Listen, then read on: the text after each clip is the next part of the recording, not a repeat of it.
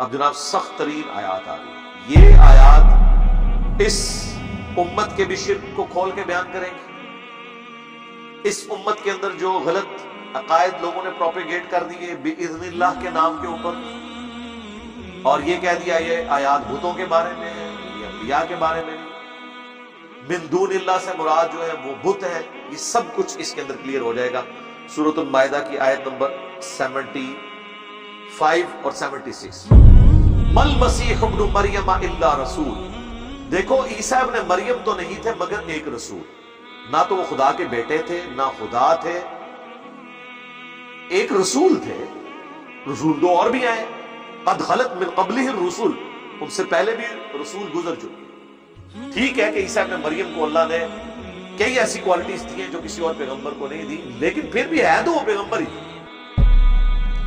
وَأُمُّهُ صِدِّيقَةٌ، اور اس میں بھی کوئی شک نہیں ہے کہ ان کی ماں راست باز عورت تھی، صدیقہ تھی. مجھے بتائیں سیدہ مریم سے بڑھ کے کسی بابے کا مرتبہ ہو سکتا ہے؟ سیدہ مریم اولیاء کی سردار ہے کیونکہ ایک نبی کی ماں ہے، اولیاء کی سردار. اور پھر اللہ کہہ رہا ہے صدیقہ ہے. اور آپ کو پتا ہے اللہ تعالیٰ نے سورہ النساء کے اندر انبیاء کے بعد من النبیین والصدیقین والشہداء والصالحین، سب سے بڑا درجہ انبیاء کے بعد صدیق ہونا ہے. تو انبیاء کے بعد درجہ ہے صدیقین کا. تو کوئی ولی بھی کسی صدیق کے برابر تو نہیں ہو سکتا، جتنا مرضی کو بڑا بزرگ، اور پھر وہ پیغمبر کی ماں بھی ہو.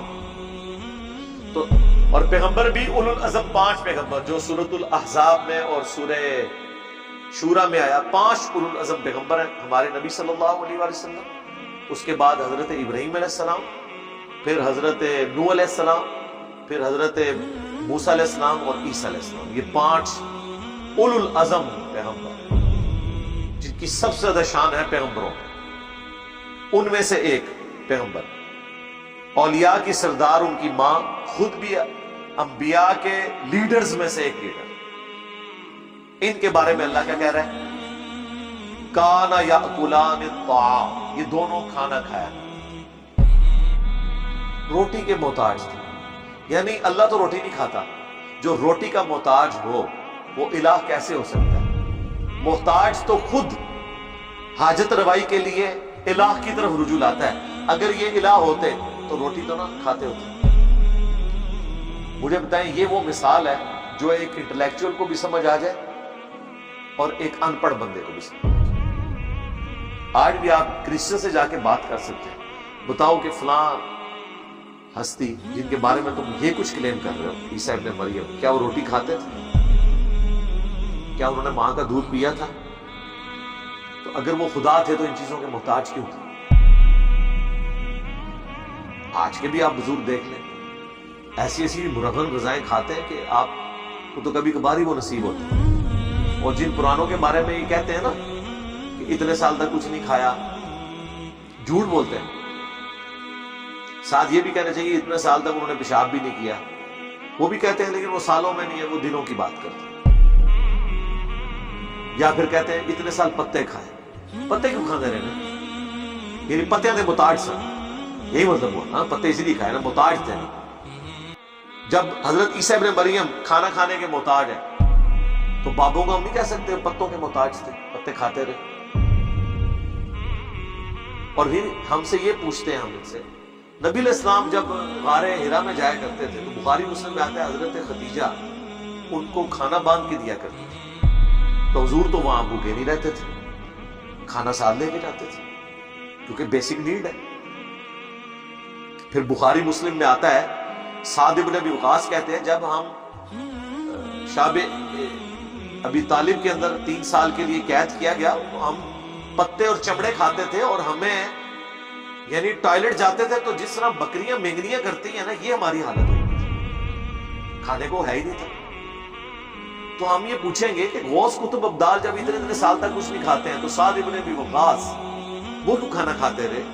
نبی علیہ السلام کیوں کھانا کھاتے رہے؟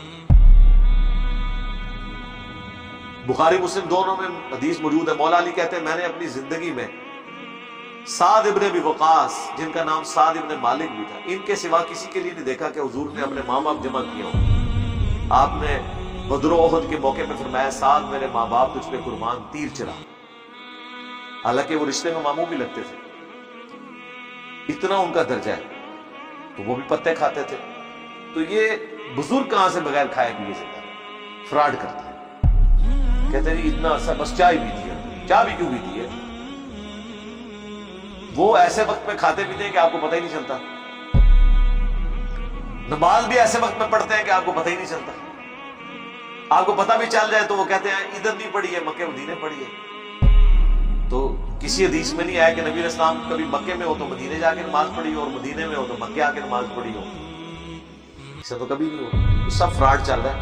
یہ میں کمپیریزن آپ کو کرا رہا ہوں کہ قرآن کا خدا اور ہے، بابوں کا خدا اور، قرآن کے پیغمبر اور ہیں، بابوں کے پیغمبر اور، فرق آپ دیکھ لیں، دونوں کھانا کھانے کے محتاج تھے۔ انظر کیف نبین لہم الآیات، دیکھو تو صحیح ہم اپنی آیات کس طرح کھول کھول کے بیان کرتے ہیں، یعنی اس سے نیچے آگے کیا سمجھایا جائے کہ بھئی روٹی کے محتاج ہیں۔ ثم انظر، پھر ان کی طرف بھی دیکھو جو نہیں ماننے والے، انا یؤفکون، کہ کدھر الٹے پھیرے جا رہے ہیں۔ آج بھی یہی ہے، آپ جب ان کو باتیں بتاتے ہیں وہ الٹے پھیرے جاتے ہیں، کہتے ہیں نہیں توہین کر دی۔ تو یہ کس کی توہین ہوئی بھی ہے یہاں پہ قرآن میں؟ عیسیٰ ابن مریم ان کی ماں کی توہین ہوئی ہے جب اللہ نے کہا روٹی کھانے کے محتاج